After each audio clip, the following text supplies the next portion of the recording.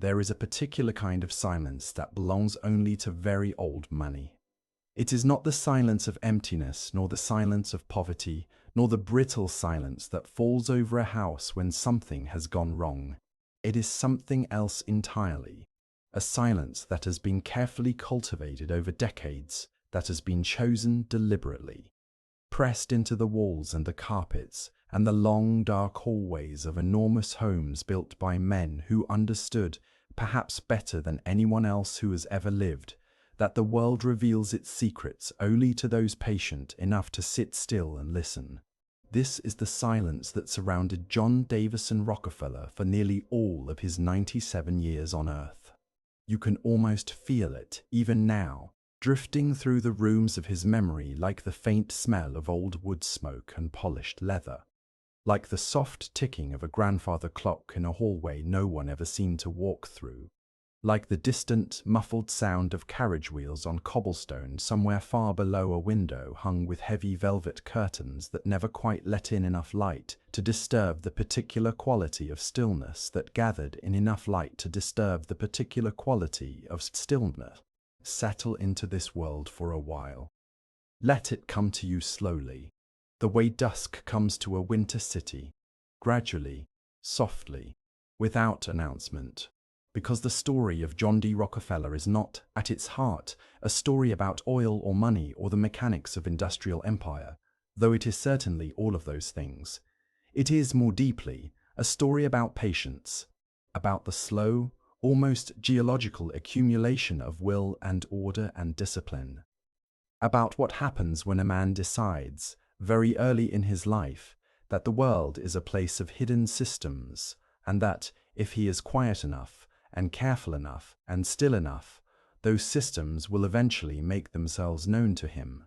He was, in many ways, a man who listened to the world the way other men stared at it.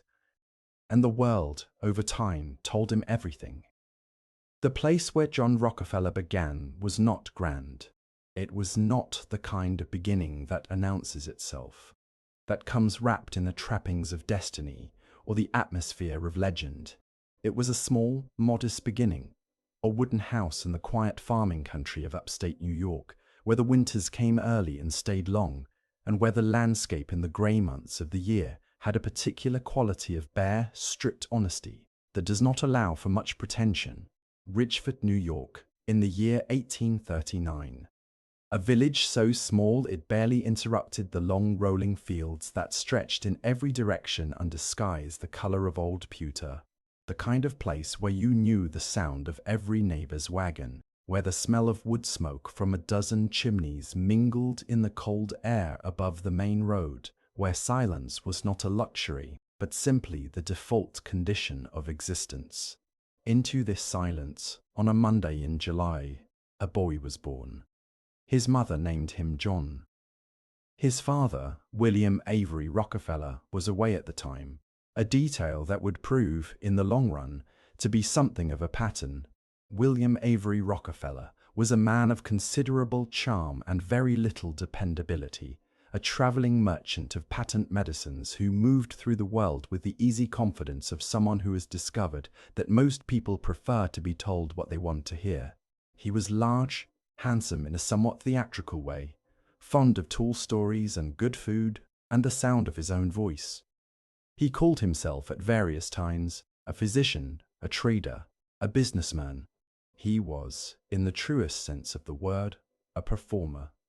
Someone who understood instinctively that in the right light, with the right words, almost anything could be made to seem plausible.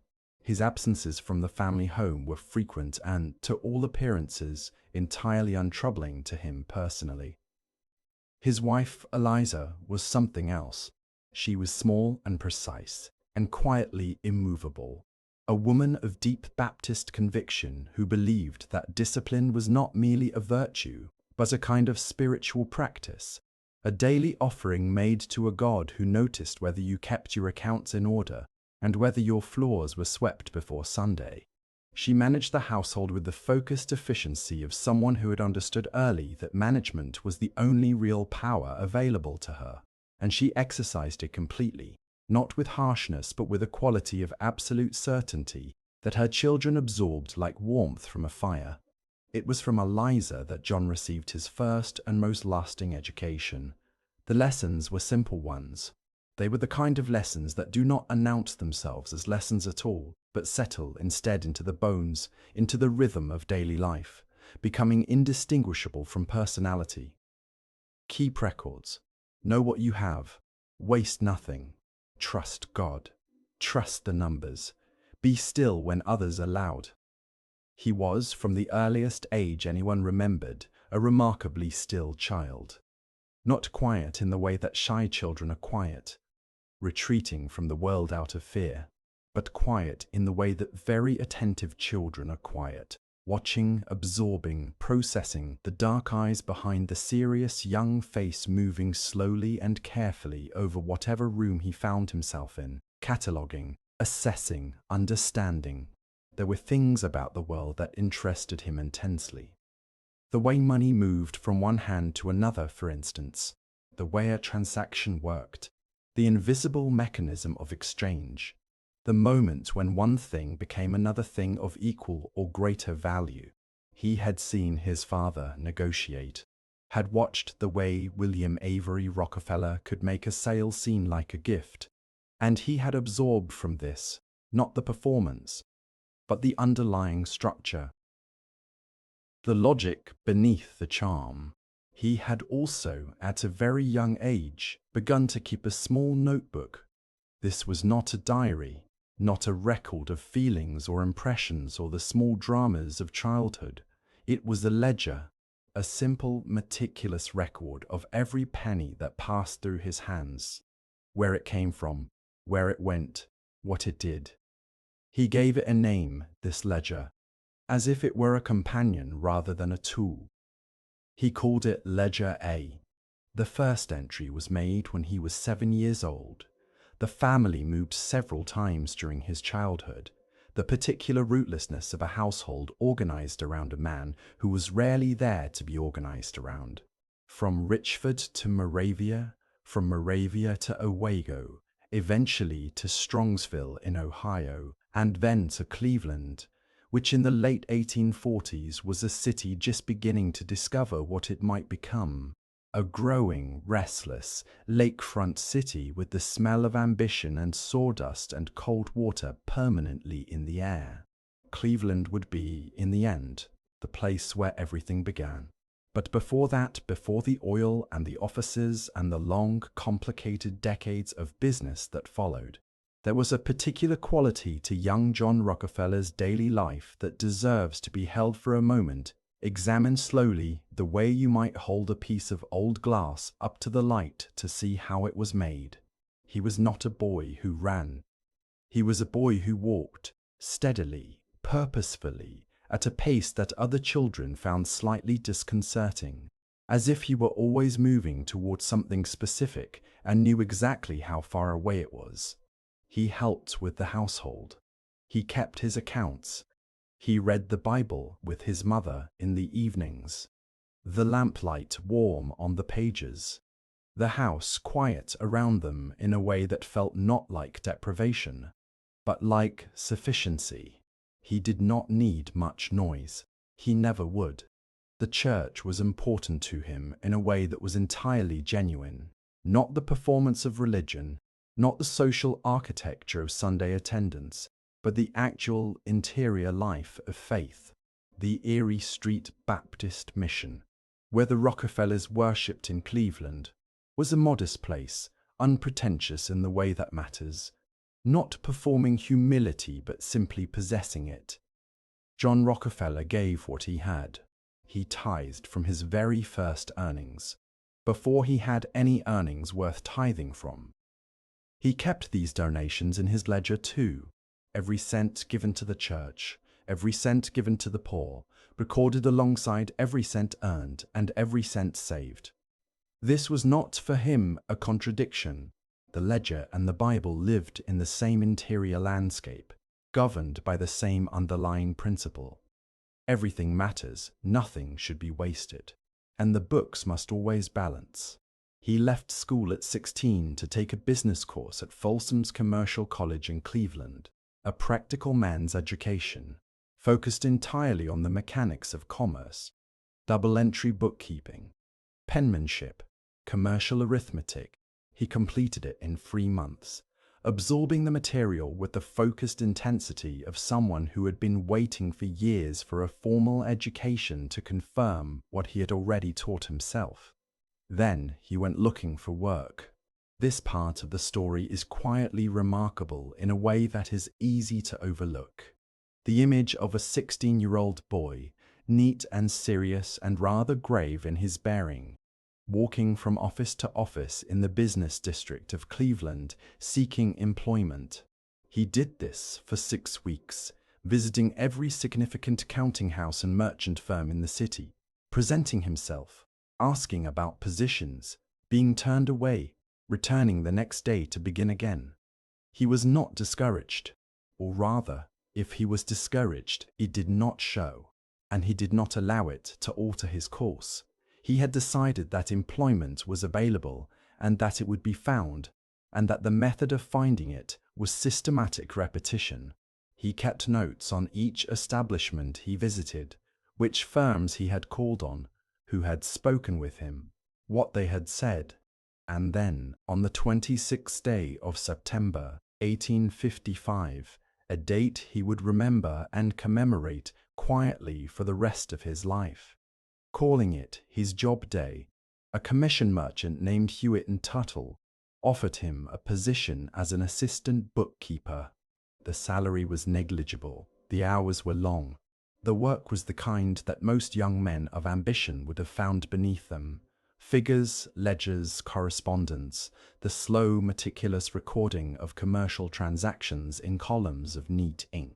John Rockefeller found it completely satisfying. He arrived before anyone else.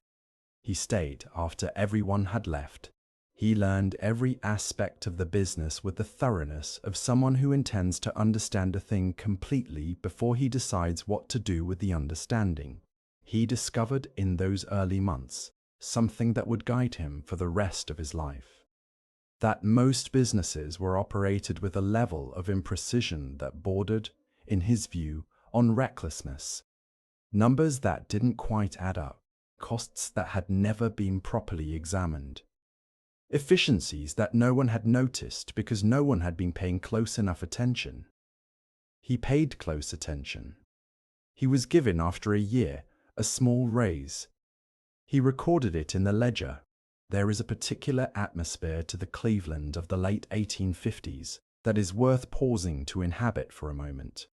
A city of about 40,000 people, growing quickly in the way that American cities of that era grew, with a slightly improvised quality of places that are becoming something without yet knowing exactly what.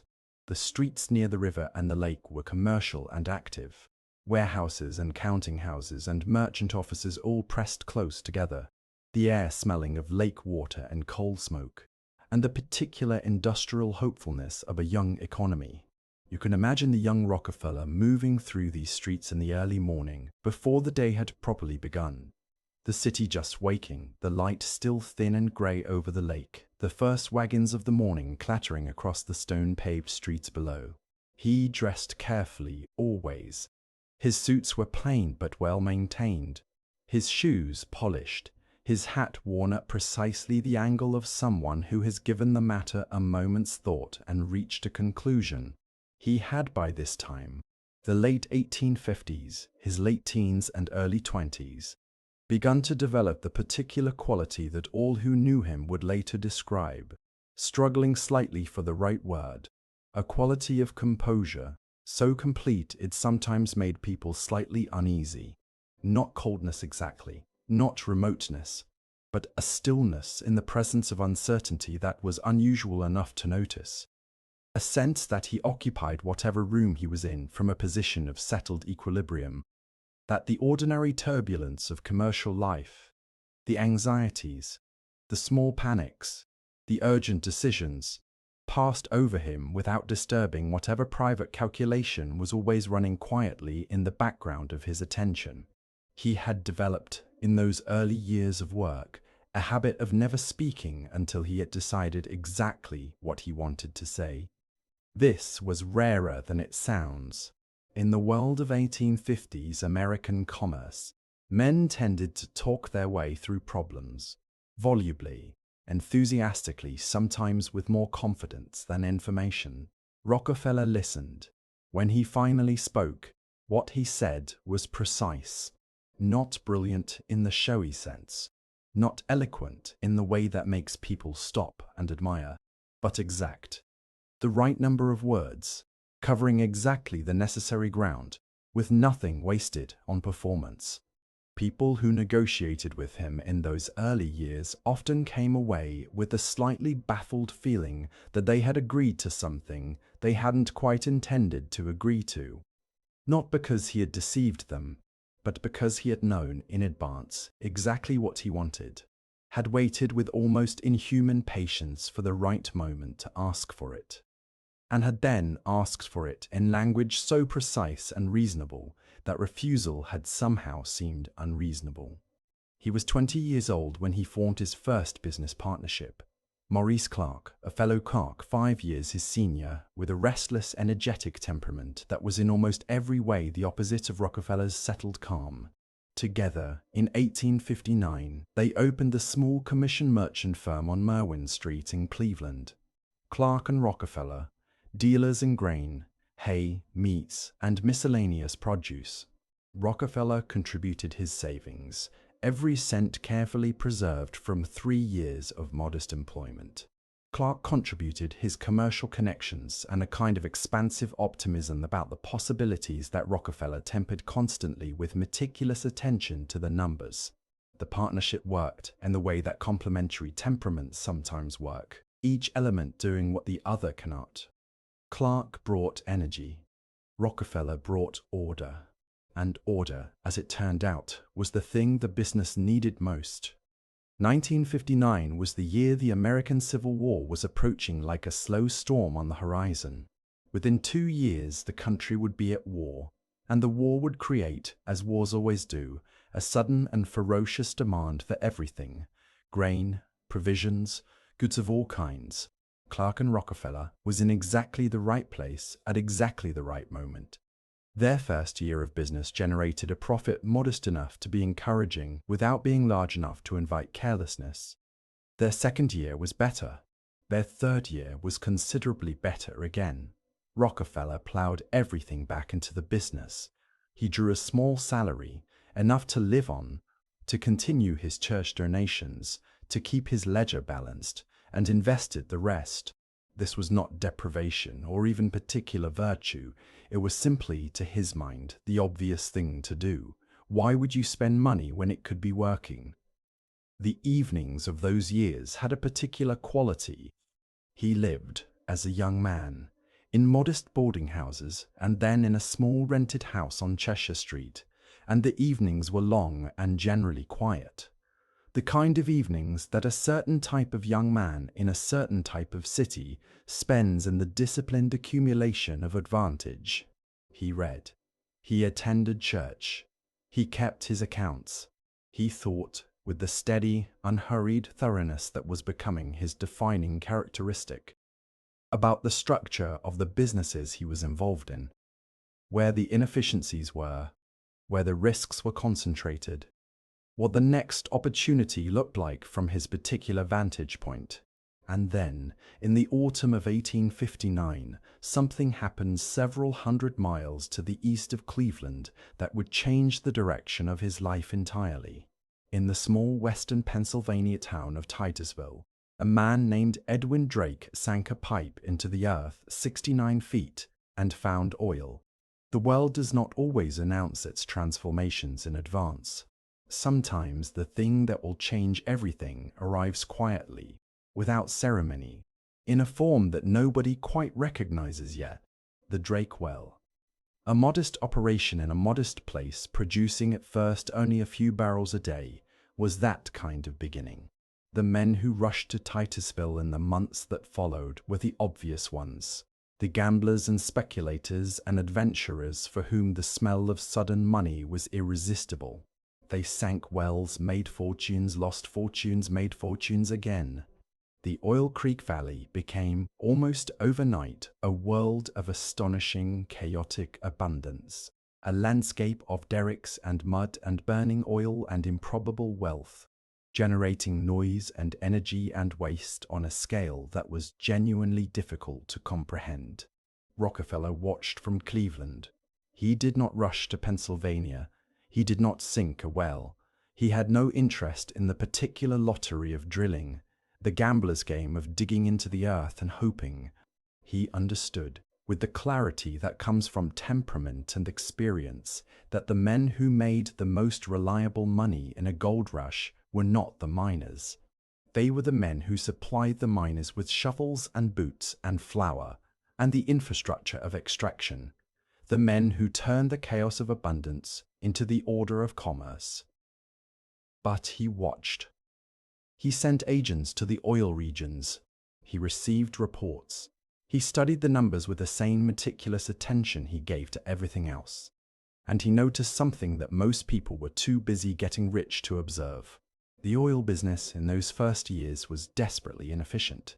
The drilling was chaotic, the production was unpredictable, the refining was primitive, and the transportation, the movement of oil from the fields to the refineries to the markets, was a system of such spectacular disorganization that fortunes were being destroyed by waste and mismanagement at the same rate they were being created by luck and discovery. What the oil business needed, Rockefeller understood, was not more wells. What it needed was order. He entered the oil business in 1863, not as a driller, but as a refiner.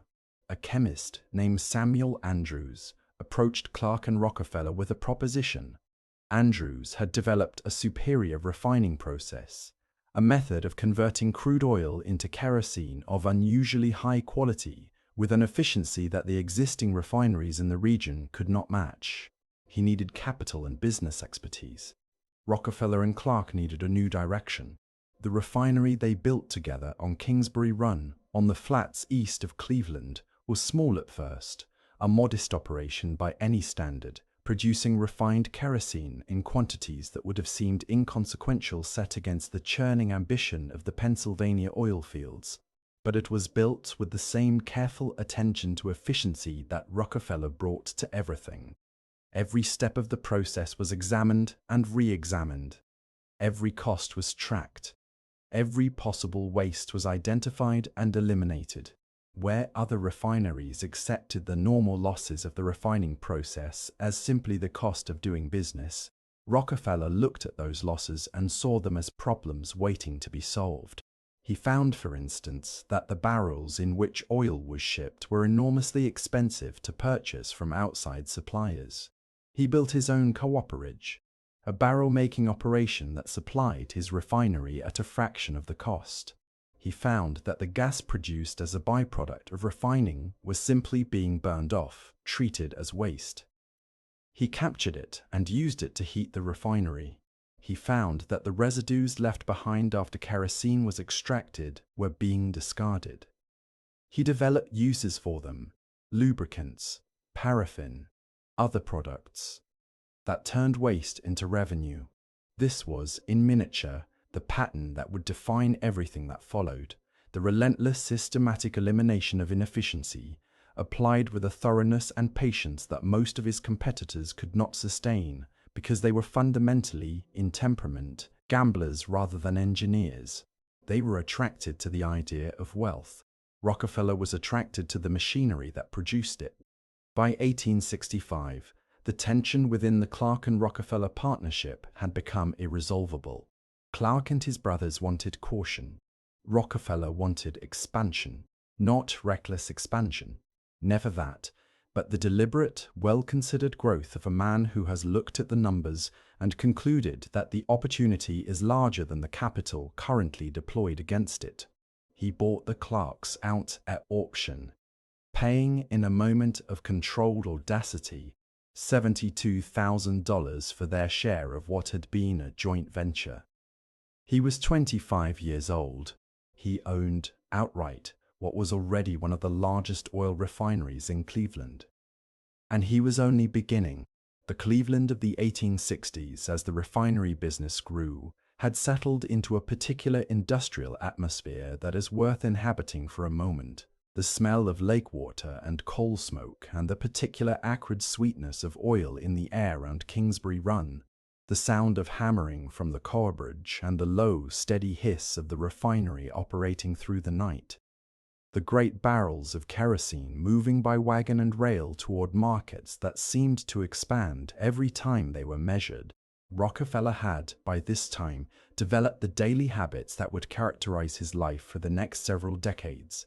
Habits so regular and so precisely maintained that the people who worked with him came to think of them not as personal quirks, but as something closer to environmental conditions, features of the landscape of doing business with the man. He arrived at the refinery early.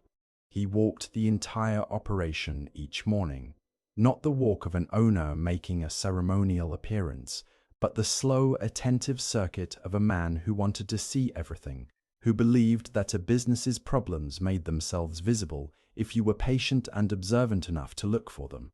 He spoke with the workers, asking specific questions in a quiet voice, storing their answers in the ledger of his memory, alongside the figures in his actual ledgers. He ate simply. He had no interest in elaborate food, not from any philosophical principle, but simply because the elaborate preparation and consumption of food required time and attention that he preferred to direct elsewhere. He was, throughout his life, largely indifferent to many of the pleasures that wealth was supposed to purchase: the theatrical consumption, the visible extravagance, the performance of richness that so many men of his era seemed to consider mandatory once they had achieved a certain level of success. There was one thing, though, that he cared about with a consistency that his associates found faintly surprising. He was meticulous about his dimes. This was not miserliness. He gave money away in quantities that were, even by the standards of his era, remarkable. But the giving was calculated, purposeful, recorded in ledgers with the same precision as the taking in. What he would not do was waste. A dime spent on nothing was a dime that could have done something, and the distinction between something and nothing was, to him, always worth the moment of attention it took to make it. He carried dimes in his pocket, not as a symbol, not as a performance, but as a practical matter of habit, and he gave them to children he encountered, sometimes to adults, always with a small, quiet ceremony that those who witnessed it found slightly difficult to describe afterward. Not grand, not formal, but not casual either. Something in between. A gesture that seemed to say, "This is real, this matters, even this small thing." Strange detail for the world's richest man. And yet, somehow, entirely consistent. He married in 1864. Her name was Laura Celestine Spellman, though she was known to everyone as Seti, a dark-eyed, intelligent woman from a prominent Cleveland family, deeply religious in the same practical way that Rockefeller himself was religious, serious, and principled without being severe. They had met through the church. They had corresponded for 2 years before his proposal. The marriage was, by all accounts that have survived, a genuine companionship, one of those quiet, private arrangements of the heart that produce very little drama for the outside world to observe but sustain the people inside it in ways that are difficult to quantify. Seti Rockefeller was not a woman who enjoyed the social rituals that wealth would eventually require of her: the dinners, the receptions, the careful navigation of hierarchies that governed the upper reaches of American society in the Gilded Age. But she managed them with the same disciplined competence she brought to everything. And in the private life of the household she was, by all evidence, exactly what her husband needed: a steady, intelligent, morally serious companion who shared his faith and understood his nature. They would have 4 children who survived to adulthood: 4 daughters and a son, John D. Rockefeller Jr., who would become, in his own right, one of the most significant figures in American philanthropic history. The family home in those early years was a house on Euclid Avenue in Cleveland, not yet the mansion that would come later, but a comfortable, substantial house in the respectable part of the city. maintained with the orderly precision that SETI brought to all domestic matters. The evenings there had a particular character, quiet, organized around reading and conversation and the children's lessons and the regular rhythms of a household that believed in early hours and steady habits. Rockefeller read the Bible every evening. He kept his accounts. He planned. He was always planning. The years between 1865 and 1870 were years of rapid, controlled expansion, the kind of growth that looks from a distance like inevitability, but that in reality required at every step a quality of sustained, almost physical concentration. The oil business was growing, the demand for kerosene exploding, as it replaced whale oil and tallow candles in households across the country and beyond.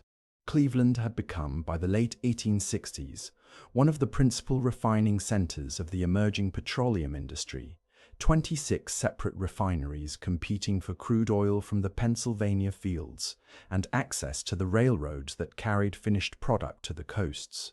Competition in the oil business of that era was not a clean or organized affair. It was chaotic, exhausting, and frequently brutal, prices lurching up and down with a violence that made long-term planning almost impossible. Companies appearing and disappearing, fortunes made in weeks and destroyed in months. The smell of uncertainty was permanent in the air of the Cleveland refining district, and most operators adapted to it by keeping their operations small and their expectations modest. Rockefeller adapted to it differently. He had reached, by this point, a conclusion that he would hold for the rest of his life.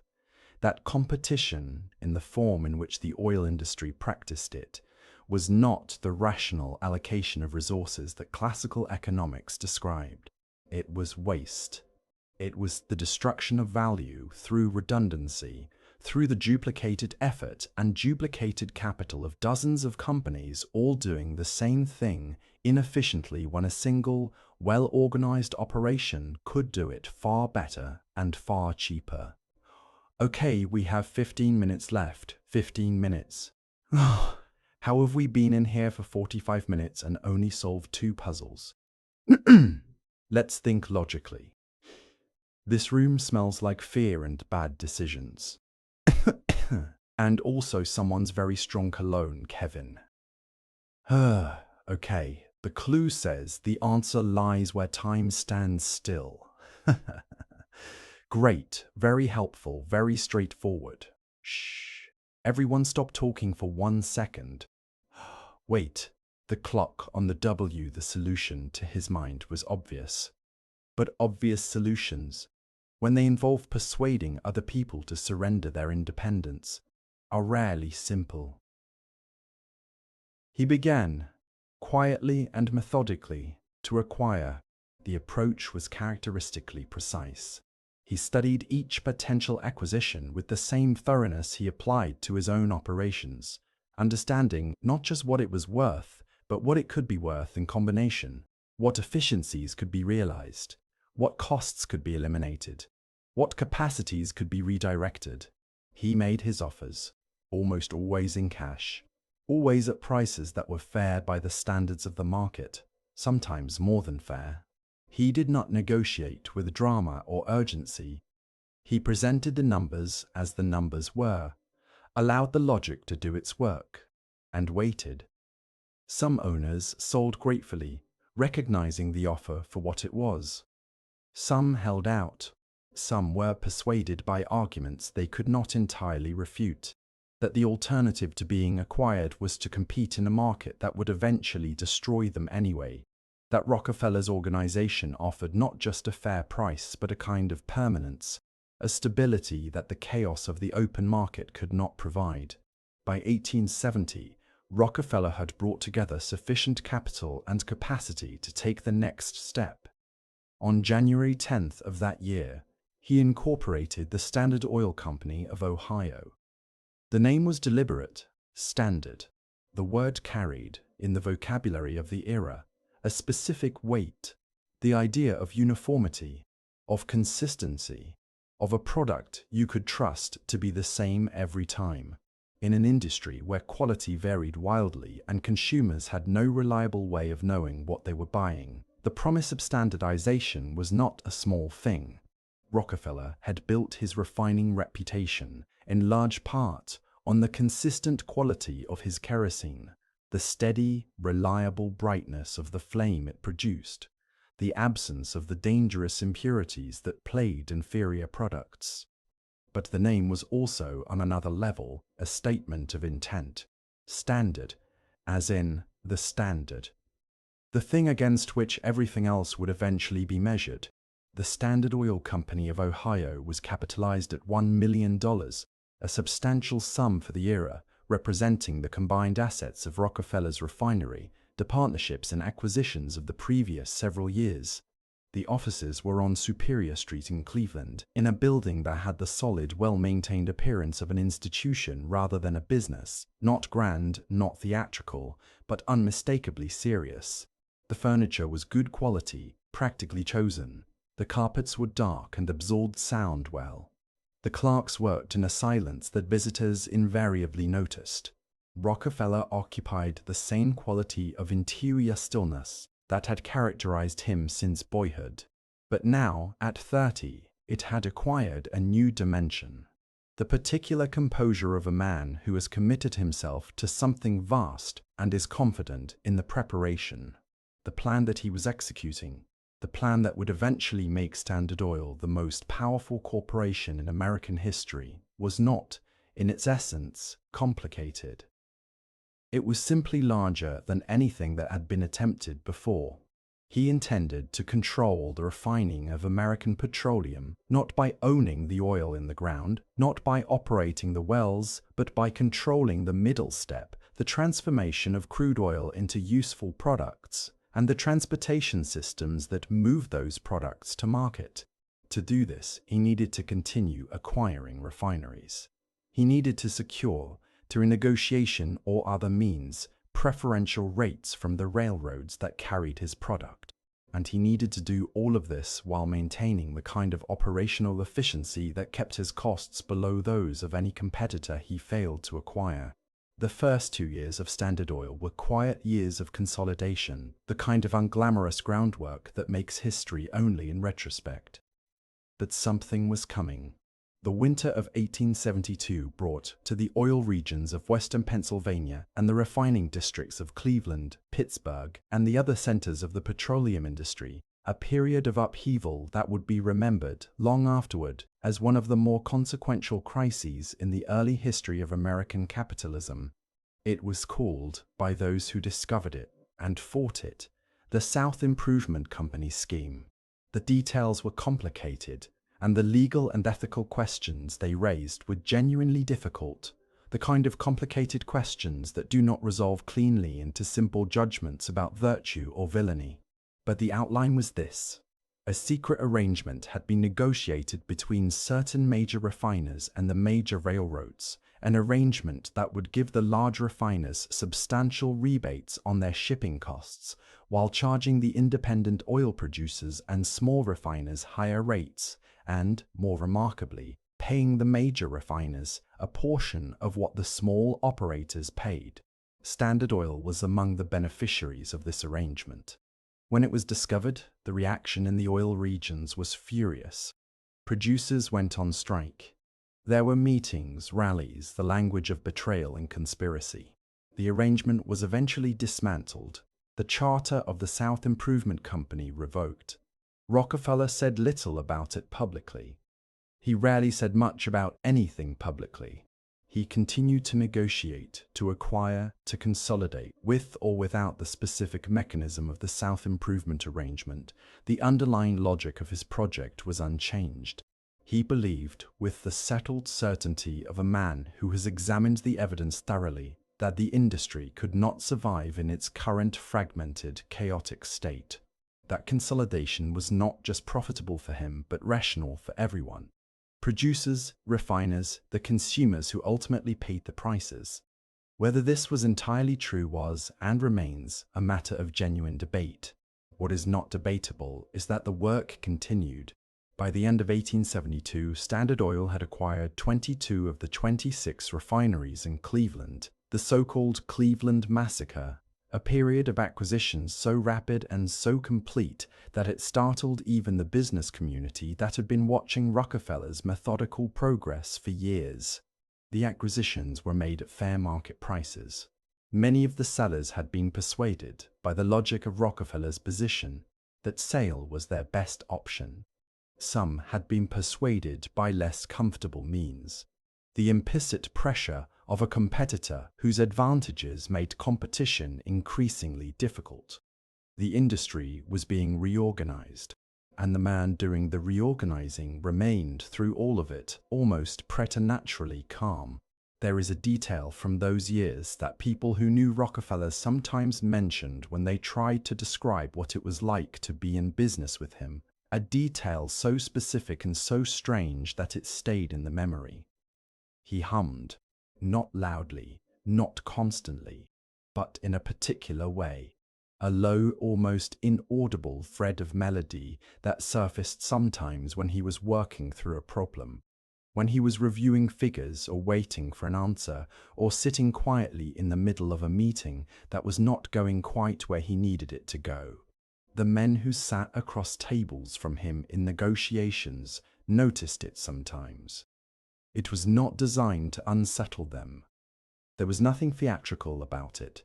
It was simply what he did when he was thinking, the outward trace of a mental process so controlled and so self-contained that this small sound was all that escaped. He was also, it was noted by those who observed him closely, entirely without the nervous habits that most men of business developed as the pressures increased. No foot tapping, no pencil drumming, no repetitive adjustment of cufflinks or collar. He sat still in a way that was almost architectural. His stillness was a kind of presence in itself. When he did move, when he rose from a chair or crossed a room or extended a hand in greeting, the movements had a deliberate quality, as if each one had been considered and then carried out. Not slow exactly, not theatrical, just considered. This quality of controlled composure was, for some, deeply reassuring. For others, it was the most unsettling thing about him. The Standard Oil offices in Cleveland and later in New York were environments that bore the imprint of Rockefeller's personality with the specificity of a custom-made garment. They were quiet, not the quiet of abandonment or austerity, but the purposeful, maintained quiet of a place where serious work was being done and the conditions for serious work had been carefully established. The carpets were thick. The doors were solid. The windows, in the offices where the most important decisions were made, looked out onto streets that were somehow always at the right distance, close enough to keep you aware of the world, far enough to keep its noise from penetrating. The furniture was good, not ostentatious, not the theatrical display of wealth that characterized some of the more flamboyant offices of the Gilded Age, but genuinely good, selected for comfort and durability rather than impression. Leather chairs that had been broken in over years of use until they had acquired the companionable quality of long acquaintance. Desks of polished walnut that held their surfaces clean and ordered at all times, because disorder on the desk was, for Rockefeller, physically uncomfortable, a visual manifestation of the cognitive inefficiency he could not tolerate anywhere in his life. The clerks worked to their long tables in the outer offices in a silence so complete that visitors sometimes found themselves lowering their voices as they entered, as if they had walked into a library or a church. Rockefeller moved through these spaces with the proprietary ease of a man who has designed his own environment and is entirely comfortable in it. He knew every employee by name, not as a management technique, not as the performance of fellowship, but genuinely. He had a remarkable memory for people, for their circumstances, for what they had told him in previous conversations. He asked after their families. He remembered the names of their children. This was, for the men who worked for him, disorienting in a specific way. a man of such evident coldness in the abstract arithmetic of business, who could make decisions affecting thousands of workers with a composure that seemed to leave no room for sentiment, and yet who would stop in the corridor to ask after your mother's health, in a tone of apparently genuine concern. The contradiction was not resolvable by simple explanation. He was, in the end, a man of genuine contradictions, as most significant lives are. The Standard Oil pipeline.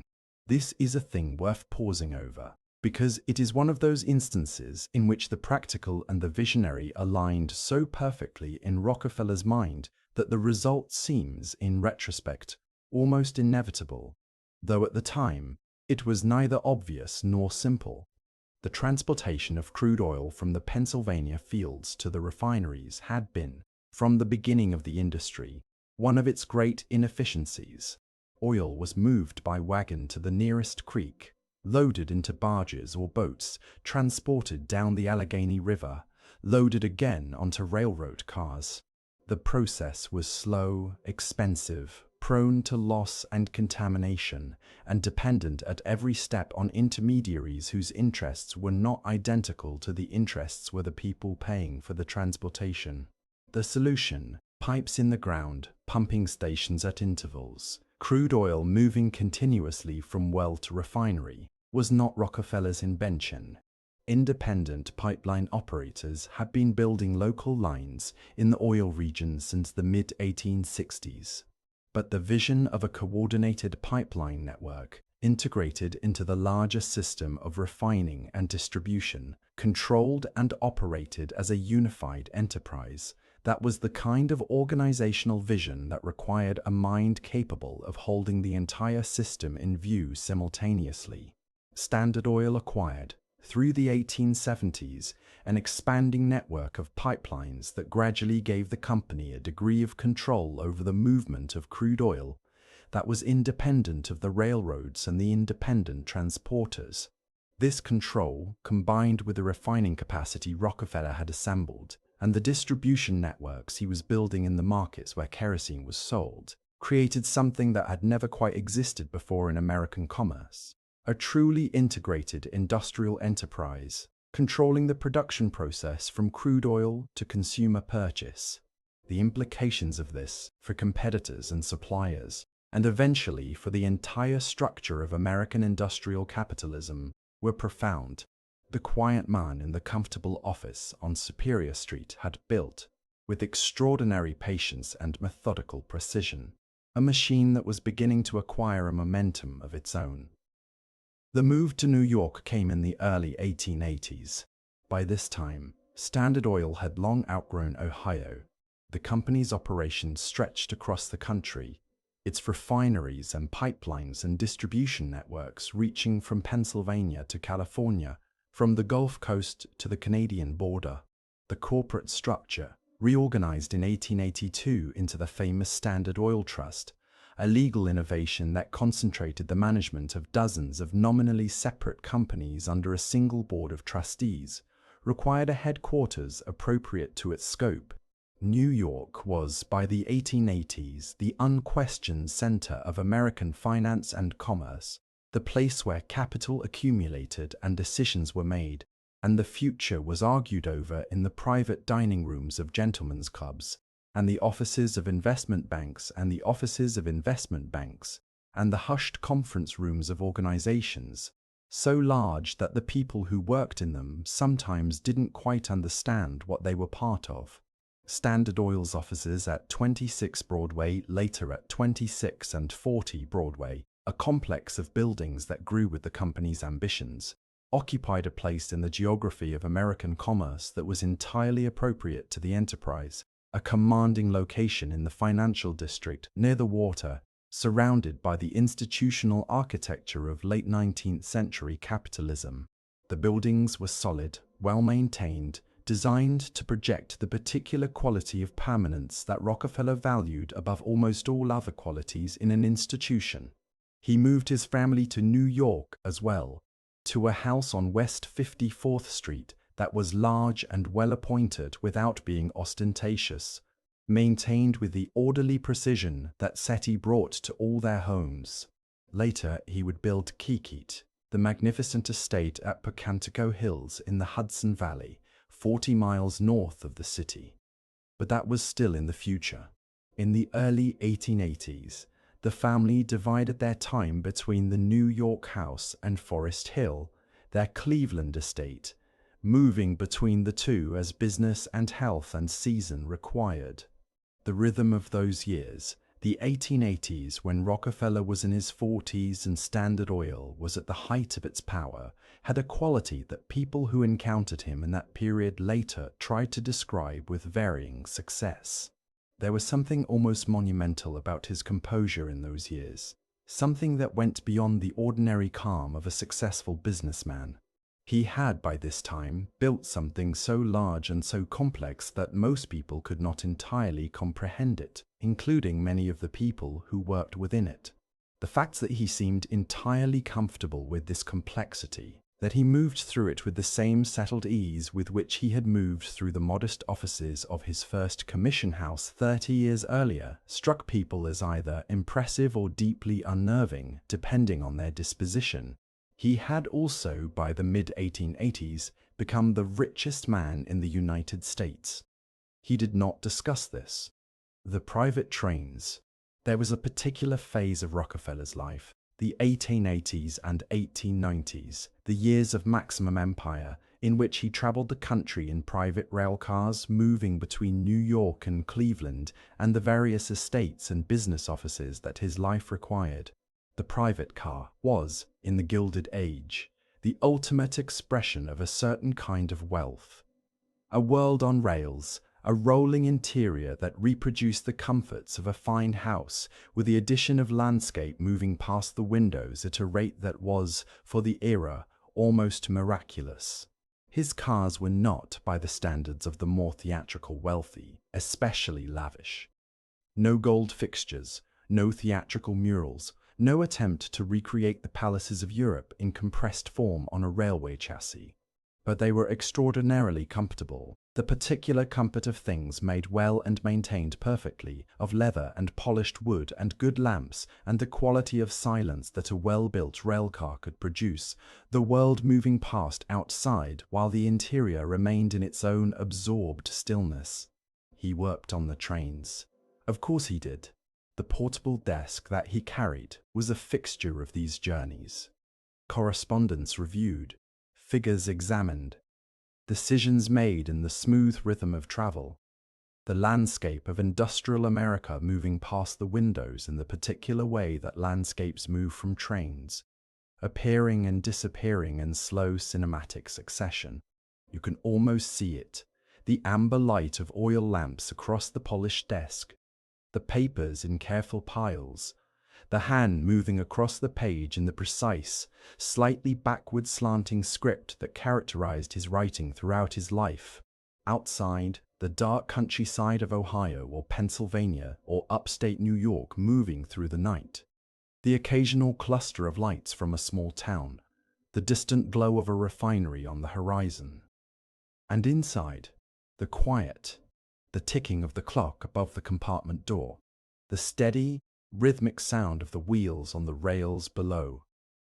He was, in these journeys, as close to meditative as his temperament allowed. What did John D. Rockefeller think about in those long hours of travel and work and the quiet evenings of an extraordinary life? The question is difficult to answer with confidence, because he was a man who kept his interior life as carefully guarded as he kept everything else. The diaries and letters that survived are practical rather than confessional records of business and correspondence and charitable giving, and the daily movements of a life organized around work, largely free of the kind of self-examination that fills the private writings of more introspective men. But there are traces. There are moments in the correspondence and in the memories of those who knew him that offer small windows into the interior landscape. He worried in those years about the criticism, not that he showed it in any obvious way, not that the composure cracked or the stillness was disturbed, but the quiet accumulation of attacks from journalists, from competitors, from politicians, from the independent oil producers who had felt the full pressure of Standard Oil's advantages, had a weight that even the most disciplined composure must have registered. He believed, genuinely and without apparent irony, that what he was doing was right, that the consolidation of the oil industry was good, not just for himself, but for the country, for the consumers who paid lower prices for better kerosene, for the workers who had stable employment in well-run operations rather than the chaos of competitive small enterprise, for the investors who could count on predictable returns rather than the wild swings of an uncontrolled market. He was not entirely wrong about this. He was also not entirely right. The truth, as truths about the consequences of power usually are, was more complicated, more mixed, more ambiguous than either his defenders or his critics could fully acknowledge.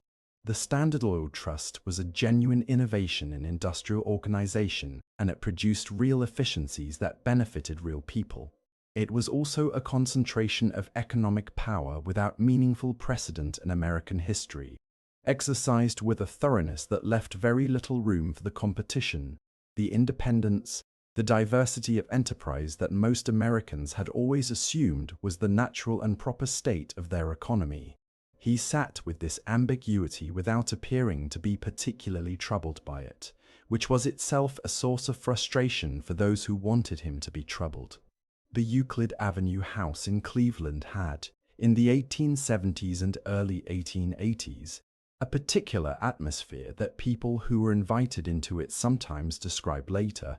It was large without being grand, or rather, it had the particular quality of grandeur that comes not from decoration but from order and proportion, and the sense that everything in the house was exactly where it was supposed to be, maintained with a consistency that made the whole environment feel solid and settled in a way that more elaborately decorated houses often were not.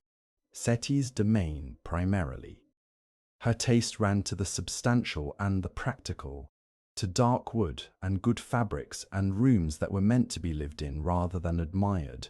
The library was important. Both Rockefellers read seriously, Setti with a particular interest in history and theology, John in the practical literature of business and the Bible that remained the cornerstone of his reading life from childhood to death. The dinner table was the center of the household's daily life.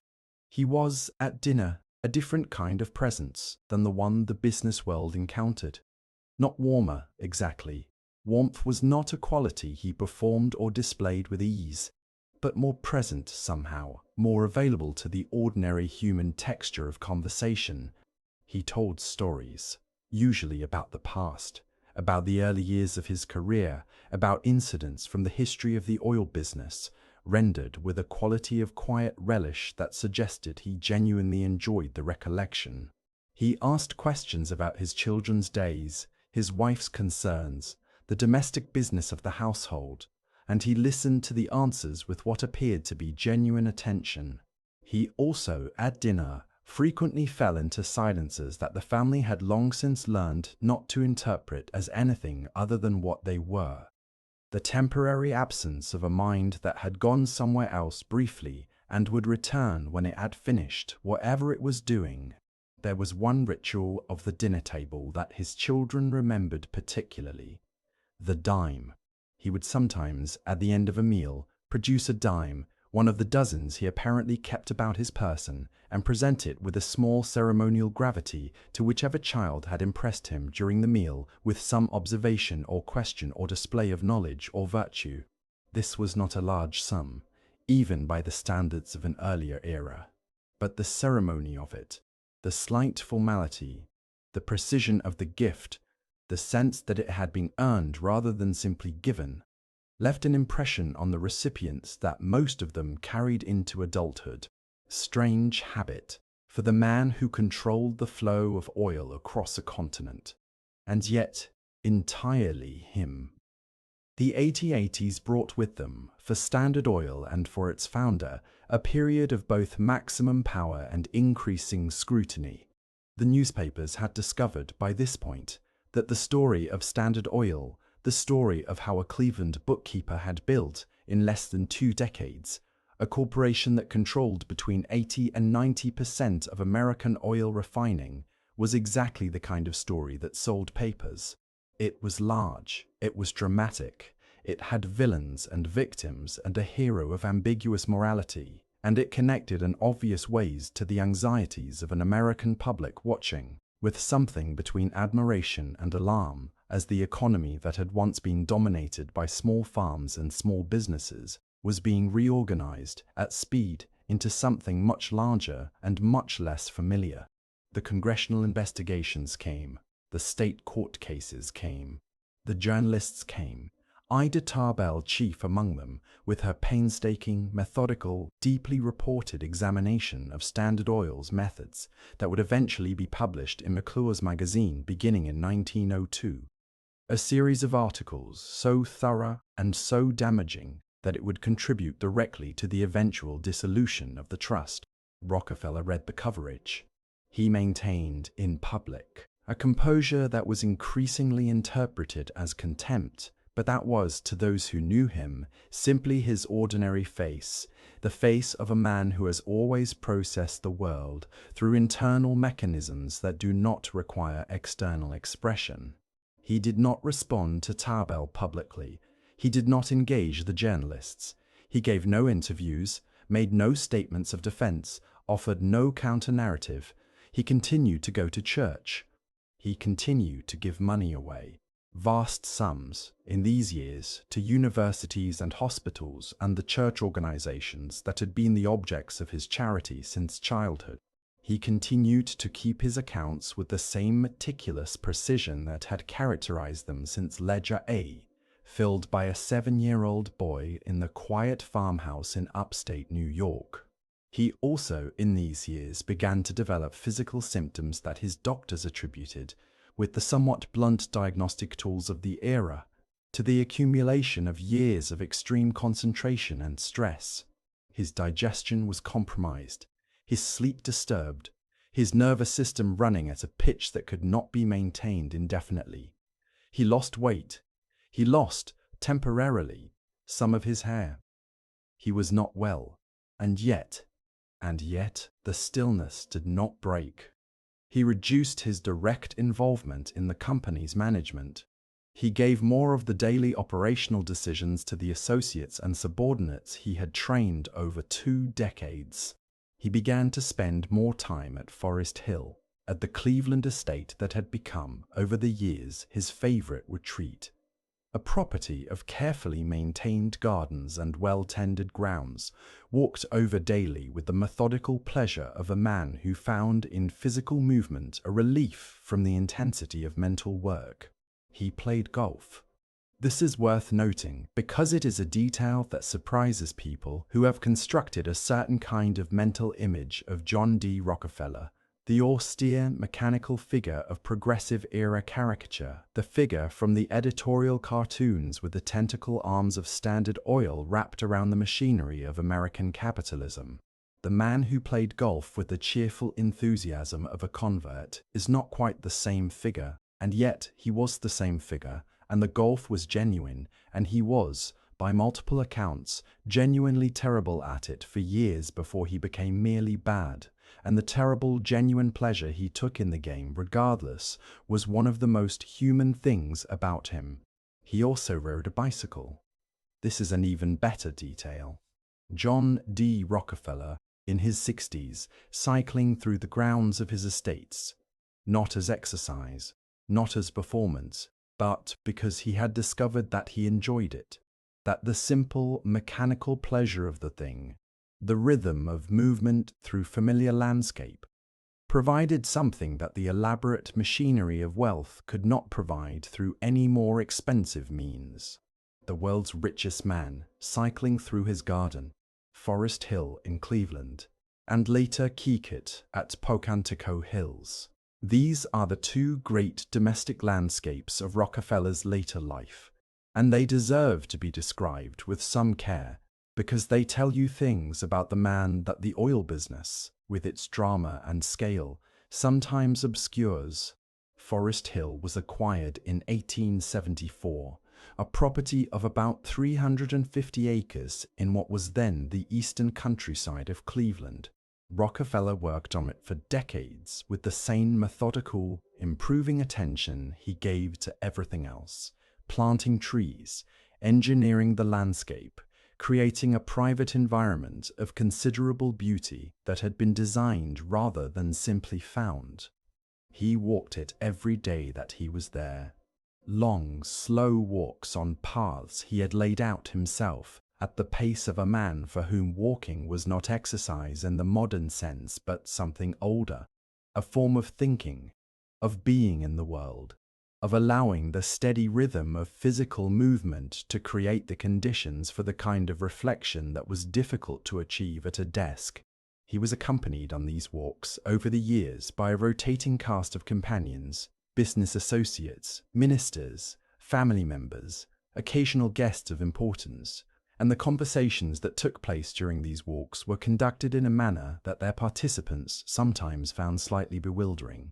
Rockefeller asked questions, careful, specific, unhurried questions that moved from one subject to another with a logic that was not always immediately apparent, but that eventually, looking back, revealed itself as thoroughly considered. He did not lecture or declaim, he inquired.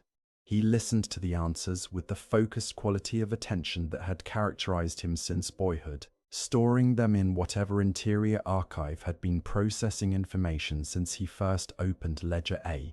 What he was doing on these walks was what he had always done: learning, seeking the additional data point, the external perspective, the piece of the picture that hadn't yet been accounted for. The method remained the same at 60 as it had been at 16. Only the scale of the questions had changed. Kick it. The Rockefeller estate at Pocantico Hills is a different kind of place, built in the early 20th century on a commanding hilltop in the Hudson River Valley, surrounded by hundreds of acres of carefully landscaped grounds that overlook one of the great landscape paintings in American nature. It has a quality of settled magnificence that Forest Hill, for all its comfort, never quite achieved. The house itself is substantial without being excessive, a grey stone structure of considerable dignity, overlooking a landscape of extraordinary beauty. The grounds were designed with the help of professional landscape architects, but shaped at every step by Rockefeller's own preferences, which ran to the naturalistic rather than the formal, to the beauty of well-maintained grass and carefully placed trees rather than the sculpted architecture of the great European gardens. He moved through Kyket with a sense of belonging that was, in someone who had begun in a two-room farmhouse in upstate New York, a kind of miracle. Though he would not have described it in those terms. He would have described it, if asked, as the result of patient work applied over a long time to a clear objective, which is, in a sense, exactly what it was. The evenings at Kyket in the early years of the 20th century, when Rockefeller was in his 60s and 70s and the empire of Standard Oil was approaching its final legal crisis, had a particular quality that people who were there sometimes tried to describe afterward. They were quiet evenings, not the quiet of depression or isolation. The family was there, grandchildren moving through the rooms, the sounds of a large household organized around the rhythms of comfortable life in a beautiful place. But there was, beneath all of this, the particular quality of interior quiet that Rockefeller carried with him always, a stillness that seemed to permeate the atmosphere of wherever he was, that made even the active parts of the evening feel, somehow, settled. He read in the evenings. He had been a reader throughout his life. The Bible, primarily and always, but also the practical literature of business, history, the occasional novel or work of popular science. In his later years, the reading expanded somewhat. He had more time, and the urgency of business had receded from the front of his attention. He sat in the library, a room of considerable comfort, lined with books behind glass, the fire going in the cold months, the lamps arranged to provide the particular quality of light that reading requires, and he read with the same focused attention he gave to everything else. All. It's stuck at 3:15. That's it. That has to be it. Ugh. It's not the combination. Of course it's not the combination. For it's not the combination. Why would anything in this room be logical? Has anyone checked under the carpet? There's a hidden compartment. Kevin, you're standing on a clue. Classic Kevin. Okay, it's another riddle.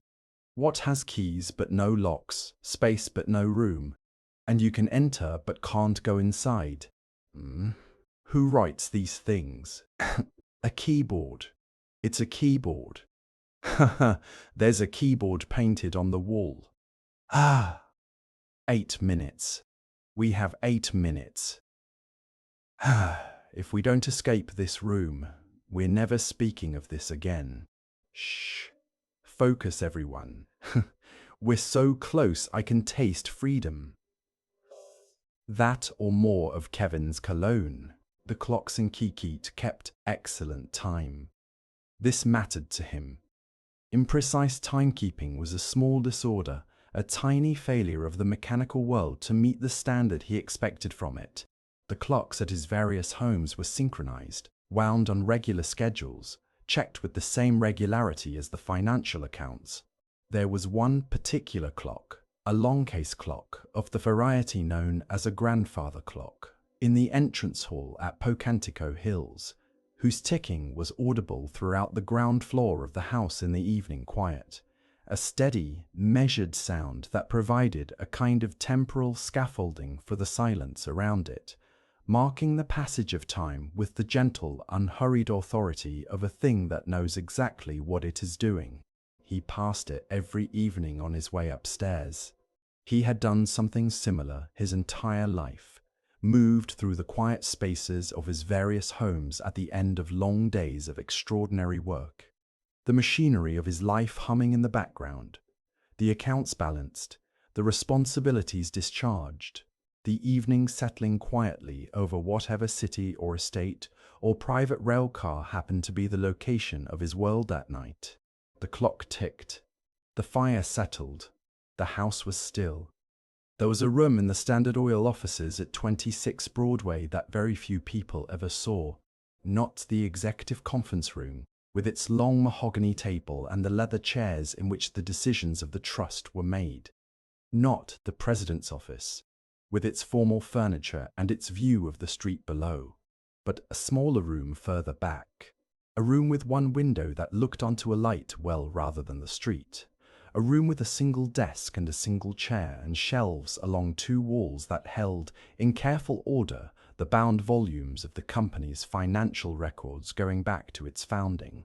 Rockefeller went there sometimes, in the middle of a long day, and sat alone. What he did there is not entirely known. There are accounts from clerks who noticed the light under the door and understood from some signal in the atmosphere the particular quality of silence that gathered when Rockefeller was on the floor, which was a different quality of silence from the ordinary silence that the room was occupied. He did not summon anyone when he was in that room. He did not ask for correspondence or documents. He simply sat. Perhaps he reviewed the records. Perhaps he thought.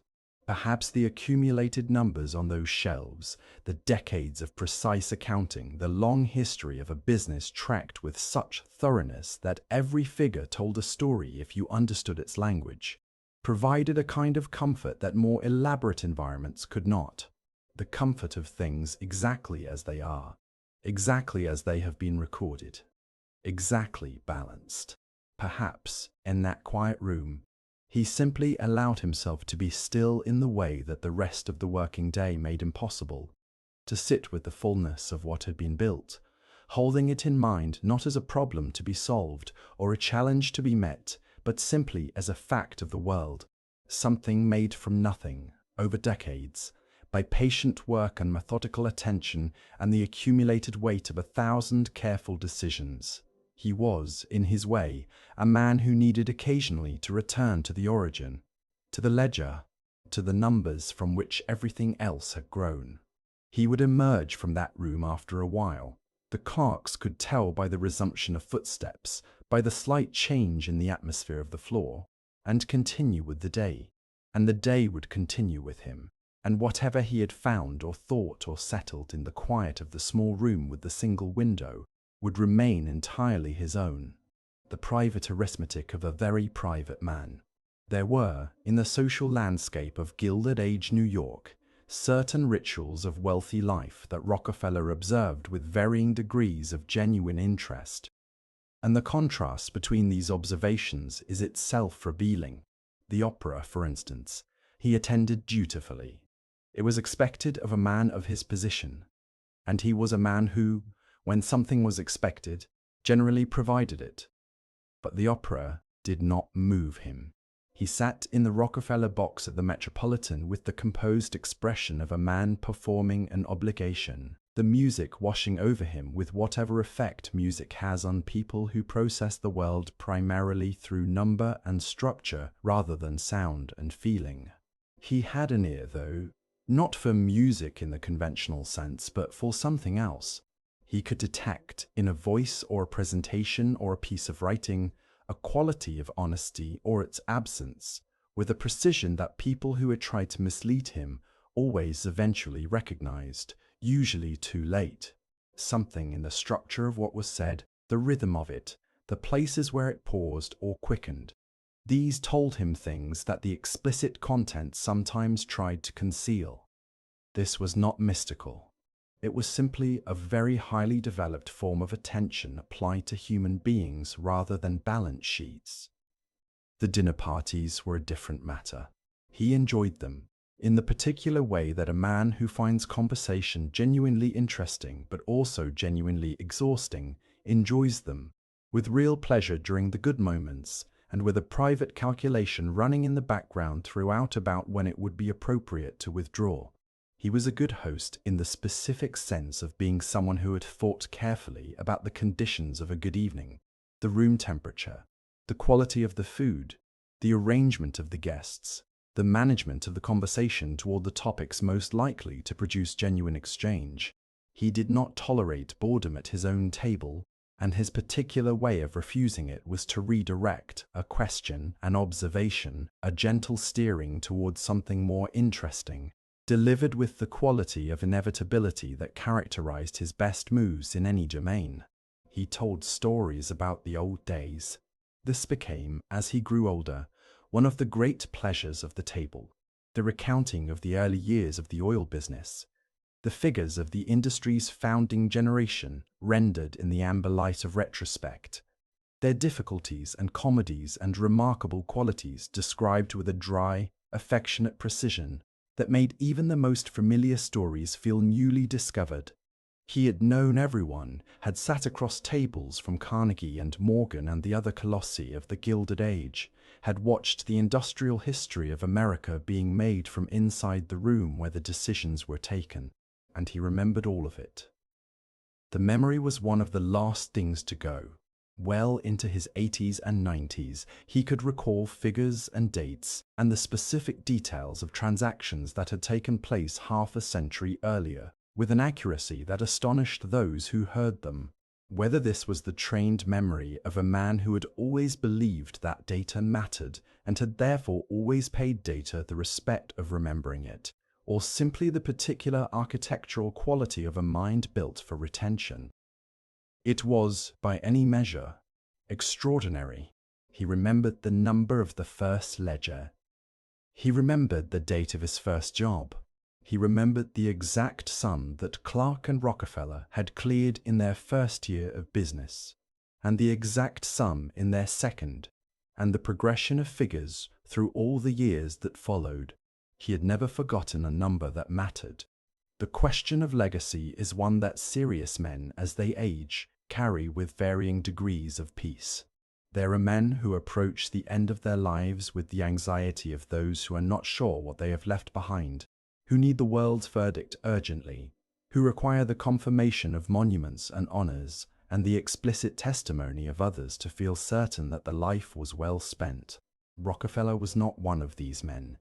This is not to say he was indifferent to his reputation. Clearly he was not, and the elaborate care with which he managed his public image in the later years of his life, the memoir he dictated, the measured public statements, the cultivation of a certain image of philanthropic munificence to replace or supplement the image that Ida Tarbell's reporting had constructed. These are not the actions of a man who has achieved perfect equanimity about what the world thinks of him. But there was, beneath the reputation management, a layer of genuine settledness that seems to have been real. He had done what he had set out to do. He had done it the way he had planned to do it, with the tools he had decided to use. He had built something, several somethings, of different kinds, the industrial empire and the philanthropic empire, that would outlast him by a very long time. He was right about this.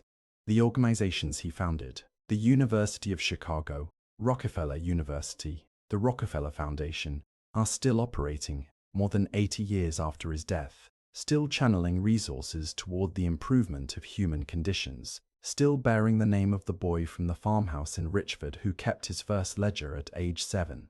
The oil companies that emerged from the dissolution of Standard Oil of New Jersey, which became Exxon, Standard Oil of California, which became Chevron, Standard Oil of Indiana, which became Amoco, went on to become some of the largest corporations in 20th century history, their combined market value eventually dwarfing the worth of the undivided trust that had preceded them.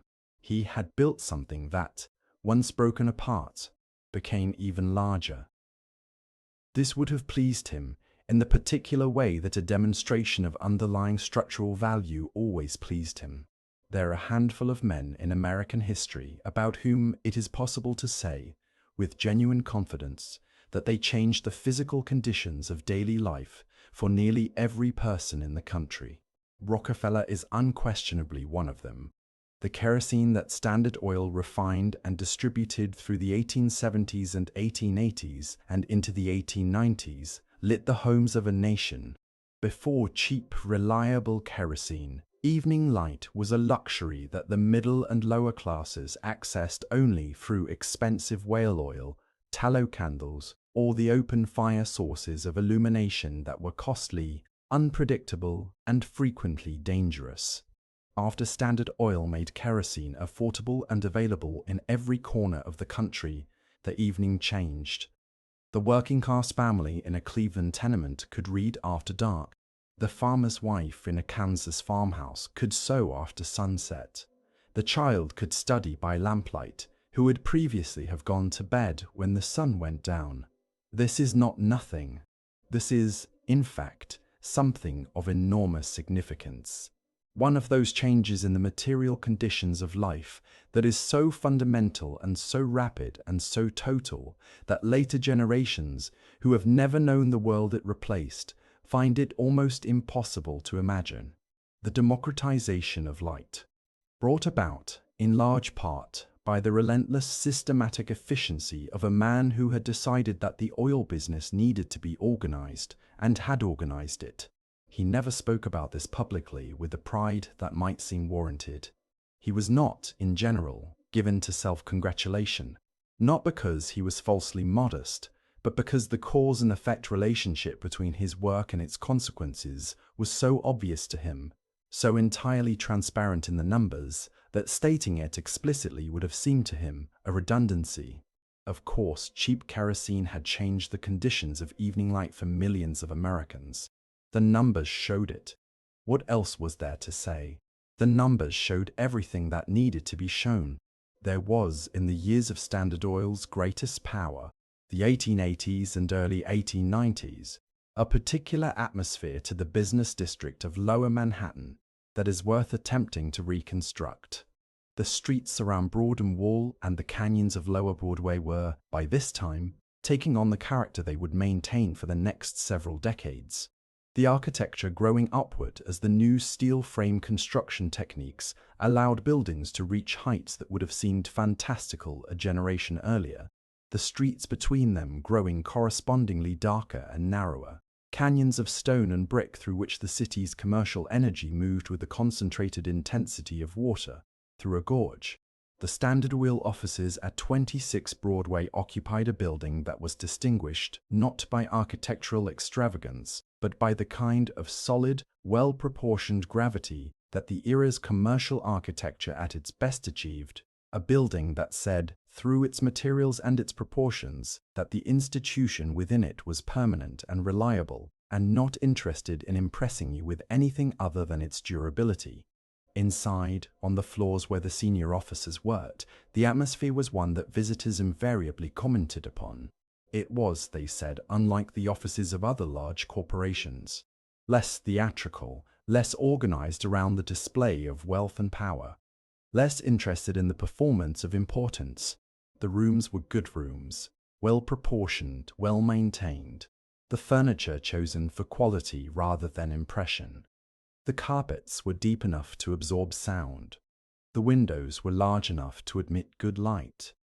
And the quiet, always the quiet. Rockefeller's personal office was at the corner, a room from which two views of lower Manhattan were available, the streets below and the harbor beyond, the whole geography of American commerce laid out in the middle distance with the particular quality of a landscape seen from a position of advantage.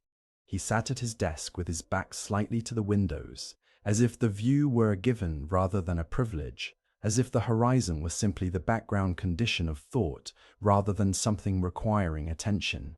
He received visitors in this office with the same composure with which he did everything.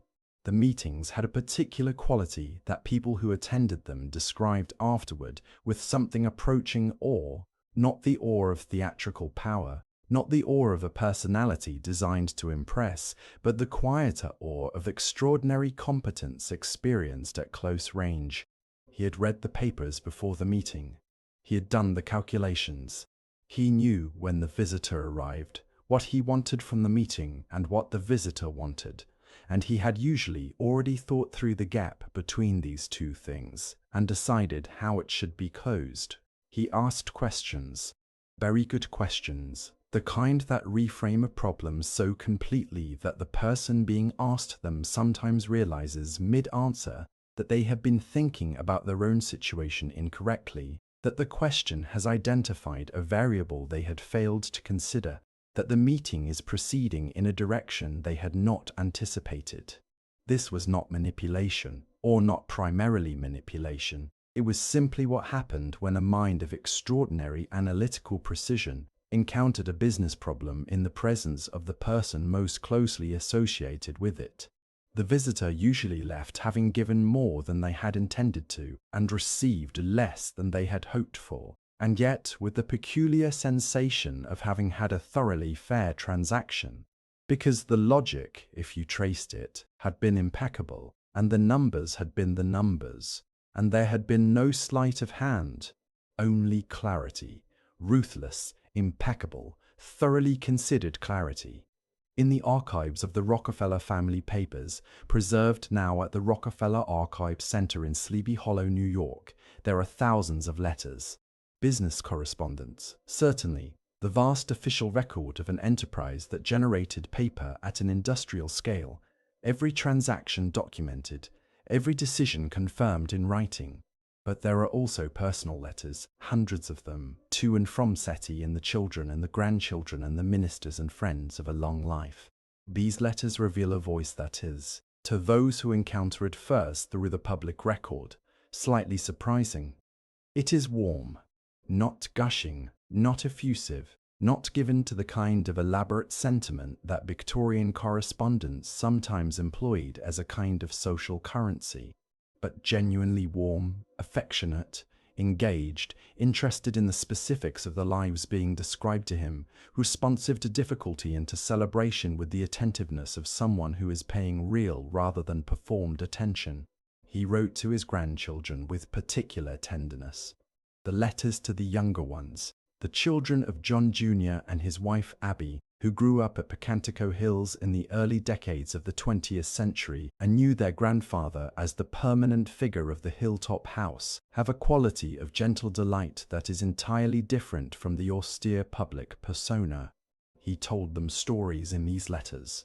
He described the weather, the state of the garden, the progress of the golf game with a dry comic precision that is unmistakably the same mind that had managed Standard Oil, applied now to the considerably smaller canvas of a winter afternoon in Florida. He asked after their pets, their lessons, their friendships.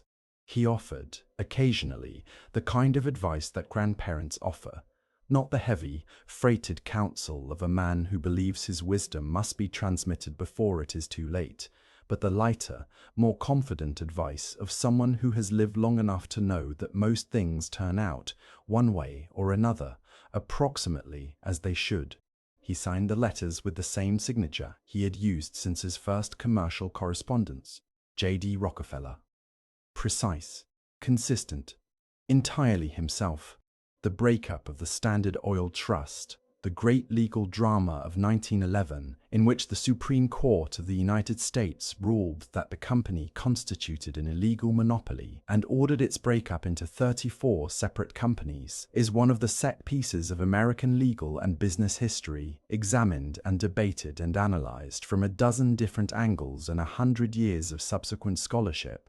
Rockfeller received the news at his golf club in Pocantico Hills.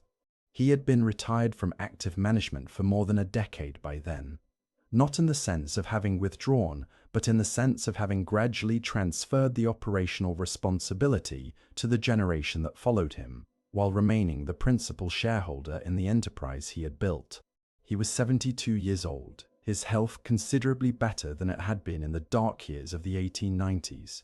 His daily life organized around the golf and the walking and the reading and the church attendance that had replaced the intensity of the boardroom. The news came by telephone. He listened.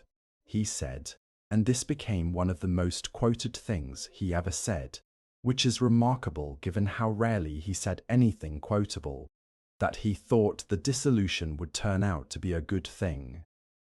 Then he went back to his golf. Whether this was genuine equanimity or performance, or the particular quality of a man who had long since made his peace with outcomes he could not control, it is impossible to say with certainty.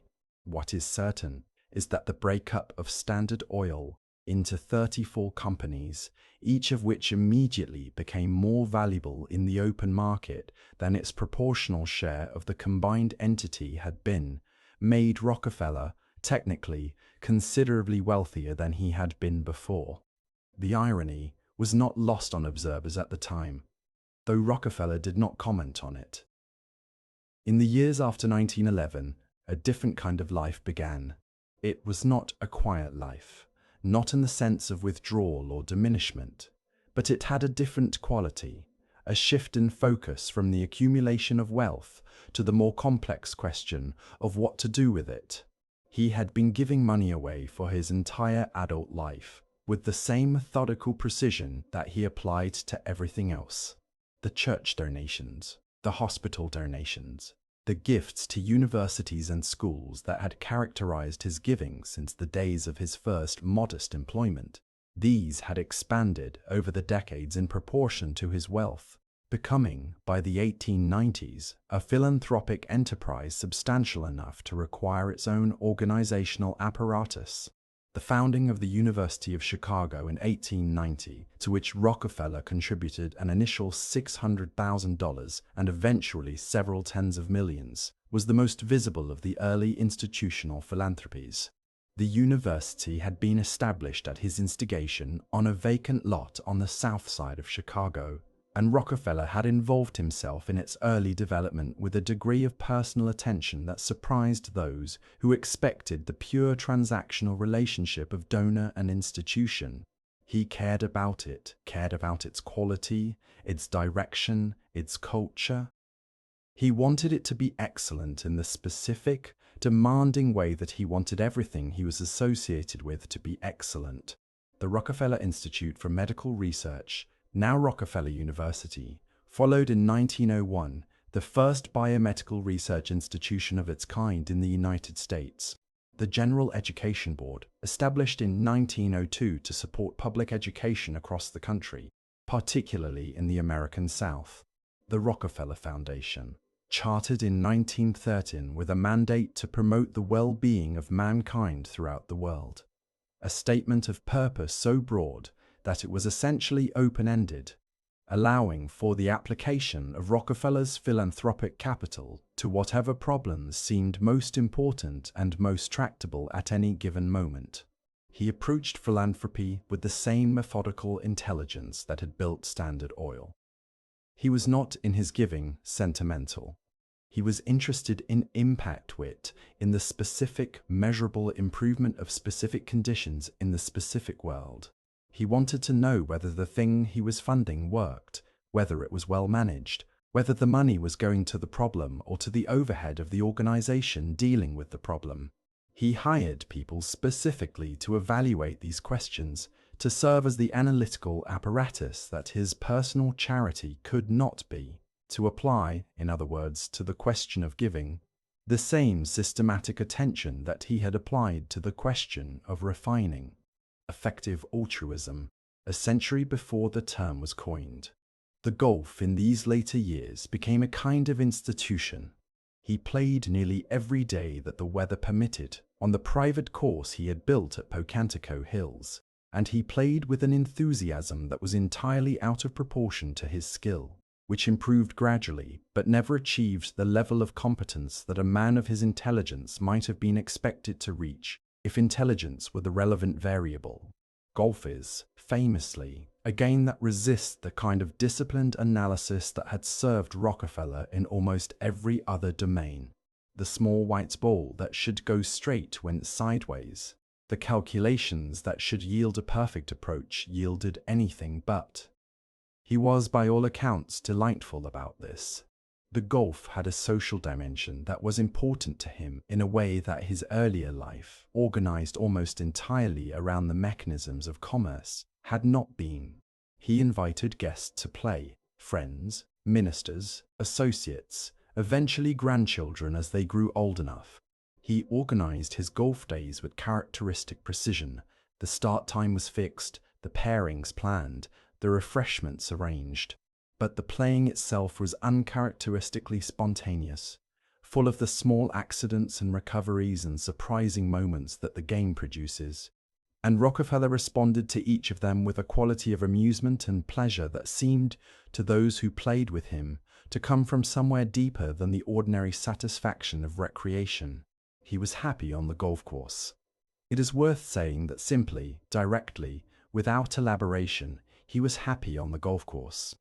The man who had spent 40 years maintaining a composure so complete that people sometimes wondered whether anything gave him pleasure, the man who had made himself the most powerful figure in American commercial history through a discipline so total it left almost no visible trace of personal feeling on the golf course, badly hitting a small white ball through the grass of his own carefully maintained landscape. He was happy. And sometimes, as the story goes, he would produce a dime from his pocket at the end of a particularly good hole, or a particularly bad one, the distinction apparently not mattering, and hand it to his caddy or his playing partner with the small, grave ceremony that had characterized this gesture since childhood. A dime, from the world's richest man, the gesture that had never changed. There were, in his later years, certain habits of the body that had survived intact from his earliest life, and that he continued with the regularity of someone who has discovered that regularity itself is a kind of comfort. The early rising. He had always been an early riser. Up before dawn, the household quiet around him, moving through the morning with the purposeful self-sufficiency of a man who does not require the world to be awake before he begins his engagement with it. In his 60s and 70s, the hour was perhaps slightly later than the 4:30 or 5 that had characterized his working years, but the quality was the same.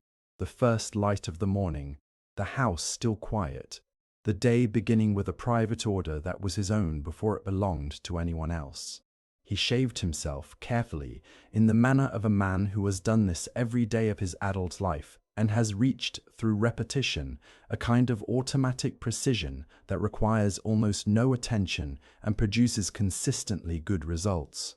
He dressed with care, not the theatrical care of someone who views clothing as a statement, but the practical care of someone who believes that appearing appropriately is a form of respect for the people you are going to meet and the occasions you are going to participate in. He had a light breakfast. He had always eaten lightly, frugality of appetite, as natural as frugality of expenditure, the same underlying conviction that what you took in should be proportionate to what was genuinely needed, that excess was not only wasteful, but somehow physically uncomfortable. And then the walk. The long, steady walk through whatever grounds happened to surround him that morning. The hills of Pocantico, the gardens of Forest Hill, the beach at Ormond in Florida where he spent the winter months in his later years, the flat, pale landscape of the Atlantic shore moving past him slowly in the early morning light. He loved Florida. This is another detail that surprises people. The image of Rockfeller, the grey, austere image from the Progressive era's imagination, does not naturally include tropical sun and warm air, and the particular quality of a Florida winter morning, the light different from anything in the north, the air softer, the landscape lower and more open. He discovered it relatively late in life, drawn south by doctors who prescribed warmth as a remedy for the nervous ailments that had plagued him in the difficult years of the 1890s. He found there a quality of ease that suited the later phase of his life, with a preciseness that seemed, in retrospect, perfectly calibrated. At Ormond Beach, where he maintained a house for many winters, the local children knew him. He was a figure of the landscape there. The old man in the white linen suit on the morning walk, who would stop and talk to them, who might produce a dime or a nickel from his pocket, who might challenge them, with an entirely serious expression, to games of marbles on which small amounts of candy were wagered with the solemnity of trading commodities. He was, the local children reported much later, when they had grown old, funny.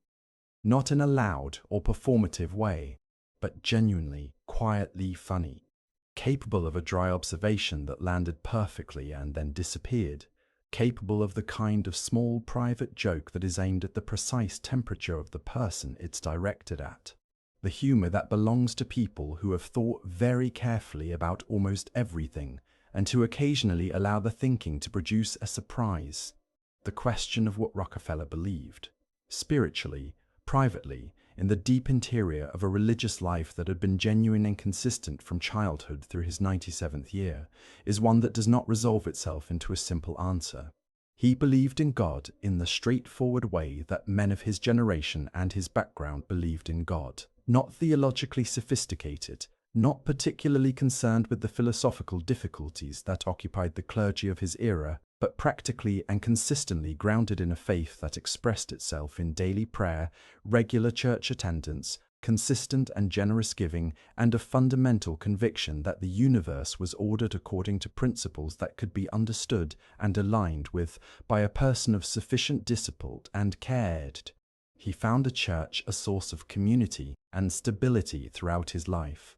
The Euclid Avenue Baptist Church in Cleveland, where he had been a member for decades, and where he served at various times as a trustee and Sunday school teacher, was genuinely home to him in a way that his various magnificent houses were not quite home in the same sense. He knew the people there. He had watched their children grow. He had been present at their funerals. He prayed every morning. He prayed every evening. Not as performance. There are no accounts of theatrical piety from Rockfeller, no evidence of the kind of religious display that some wealthy men of his era employed as a kind of social currency. He prayed quietly, privately, in the way that someone prays when they are talking to someone they believe is actually listening. He believed, genuinely and without evident doubt, that the accumulation of wealth carried with it an obligation to its use. That money was, in some fundamental sense, a trust rather than a possession, and that the trustee's obligation was to manage it well and direct it toward good. Whether this conviction was sufficient to balance the methods by which the wealth had been accumulated was, and is, a question that admits of no simple answer. But the conviction itself was real, was consistent, and was expressed in the enormous philanthropic enterprises of his later life with a seriousness and systematic attention that suggests something more than the guilty conscience of a man trying to buy his way to a better reputation. He was trying in those later years to do something genuinely good with an extraordinary amount of money, and in many cases he succeeded. The atmosphere of Pocantico Hills on a winter evening. This is worth inhabiting for a moment. The house sits on its hill above the Hudson, the river visible from the upper windows as a silver thread in the landscape below. The Palisades on the far bank dark and solid against the pale winter sky. In the late afternoon, the light changes quickly in the Hudson Valley, the short winter day compressing itself into a rapid sequence of golds and greys before the darkness comes, and the darkness when it comes has a completeness that is unusual for a landscape so close to a large city, a darkness that belongs to the hills and the trees and the river rather than to the human structures placed carefully on the landscape. Inside the house in those winter evenings, the lamps were lit at dusk. Rockefeller had a preference for lamplight over the new electric light that was by the early 20th century increasingly available, not a principled objection to electricity, which he understood and used and had indeed helped, indirectly, to bring into American homes through the network of oil that powered the country's lighting, but a personal preference, a quality of light preferred for its own sake, the warm amber glow that lamps produced and that electric light could not quite replicate. The fires were going in the principal rooms, wood fires carefully maintained, producing the particular combination of warmth and sound and smell that is the domestic equivalent of absolute security. The fire as emblem of everything that is not cold and not dark and not outside. He sat in the library on those winter evenings with the same ease he had always occupied his spaces, fully present, fully settled, requiring nothing from the room that the room was not providing. The book in his hands, the fire before him, the lamps at the right distance, the clock in the hall marking the slow, steady passage of time with its measured ticking. Occasionally, a grandchild would appear in the doorway, one of the many grandchildren who inhabited Pocantico Hills with the comfortable ownership of children who have always known a place as theirs, and he would set the book down and give his attention to them with the same quality of focused presence that he had given to balance sheets and acquisition proposals. He was, with his grandchildren, generous in ways that the business world would not have predicted. He played games with them. He gave them coins. Of course he did. He told them stories about the old days of the oil business. Stories that had, in the telling, acquired over the years a quality of gentle myth. The details perhaps slightly reshaped, the atmosphere thickened, the moments of drama heightened just enough to sustain the interest of a young audience.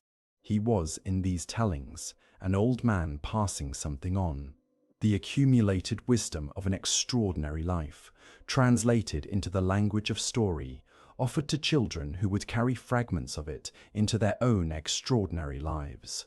He was also sometimes simply present, sitting in the library reading, or dozing in the comfortable chair by the fire, the lamplight warm on his face, the fire settling in its steady way, the house quiet around him with the particular quality of quiet that belongs to a house that is full of sleeping people, a domestic peace so complete and so earned that even the memory of it, carried by those who were there, has a quality of sanctuary. He was 97 years old when he died, May 23, 1937, at his estate in Ormond Beach, Florida. Early morning, the Florida light already warm, the Atlantic somewhere beyond the trees. He had outlived most of the world he had built, had watched the Supreme Court dissolve Standard Oil, had watched the automobile replace the horse in the streets of every American city, had watched the new oil companies that had emerged from the dissolution of his enterprise grow into the giants of the 20th century energy economy, had watched the world change around him with a thoroughness that would have been unimaginable to the boy in the farmhouse in Richford. He had given away, over the course of his lifetime, more than $500 million, an amount that, adjusted for the intervening century of inflation, represents one of the largest charitable endowments in human history. He had funded universities, hospitals, churches, schools, public health campaigns, scientific research, and educational institutions across the country and around the world. The organizations he created, the Rockefeller Foundation, the General Education Board, the Rockefeller Institute, continued to function long after his death, channeling resources toward human welfare with an effectiveness that had, in many cases, measurably improved the conditions of millions of people who had no idea where the money had come from. He had also built and wielded a concentration of economic power that had required an act of the Supreme Court to dismantle. Both things were true.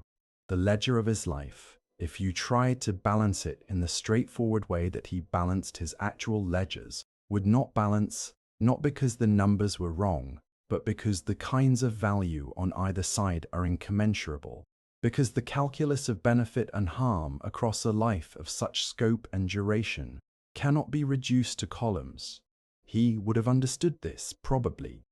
The man who had spent his life keeping meticulous accounts would have understood, better than most, that some things cannot be accounted for. And so we arrive, eventually, at the end of a very long evening. The fire in the library has settled to its last warm coals. The lamps burned low, the clock in the hall still ticking with the same steady certainty it has maintained for decades. Outside, the grounds of Pocantico Hills are quiet in the particular way they are always quiet. The Hudson Valley silence that has its own texture, its own depth. The deep December or January quiet of a landscape that has gone into itself for the winter and is resting. Somewhere in the rooms above, the family is sleeping. And in the library, in the chair by the fire, a very old man sits with his book and his thoughts and the extraordinary weight of what he has made and given and taken and built and dismantled and given again. The light is warm on his face. The room is still. The clock marks the quarter hour with its soft, unhurried chime. 1, 2, 3, 4 notes, each one settling into the quiet before the next one arrives. He has been keeping accounts his entire life. The thought, if it occurs to him at all, arrives not as a burden, but as something closer to satisfaction. The satisfaction of a man who has given the thing before him the full and sustained attention it deserved, who has not looked away from the hard parts, who has not pretended that the numbers were different from what they were. The coal in the grate shifts with a small, soft sound. The lamp on the desk produces its steady amber circle of light on the polished wood. The clock ticks. Beyond the windows, the Hudson moves south in the darkness, carrying the cold water of the Adirondacks toward the harbor. The same river that has moved through this landscape for 10,000 years, patient and indifferent and utterly sure of its direction. The dimes in his pocket, there are always dimes in his pocket, are still and cool against the fabric, waiting with the patient readiness of things that have a purpose and are certain of the moment of their use. The night is long, the night is quiet.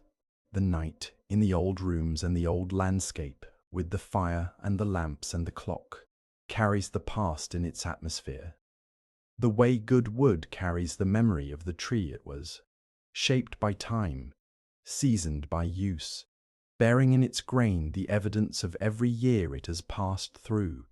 John Davison Rockefeller, born in a farmhouse in upstate New York in July of 1839, who kept his first ledger at age 7 and gave his last dime to a grandchild a few months before he died, who built the most powerful corporation in American history and then watched it dismantled by an order of the court, who gave away more than any man of his age and whose shadow still falls across the economy of the modern world. This man, in the deep quiet of a winter evening in the Hudson Valley, is still, not silent.